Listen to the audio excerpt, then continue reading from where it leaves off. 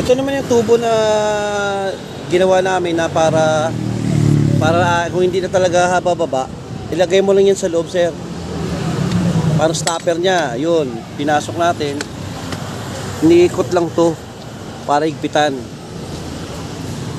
Yan ang pinakamataas niyan na hindi na talaga bababa yan.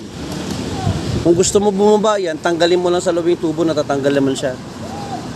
Yan yung pinaka-height mo. Sige bro, sakyan mo bro.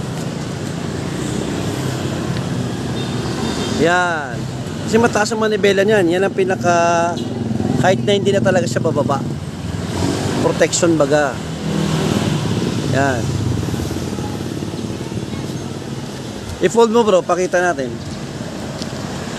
Diyan lang yan sa likod. Quick release lang siya.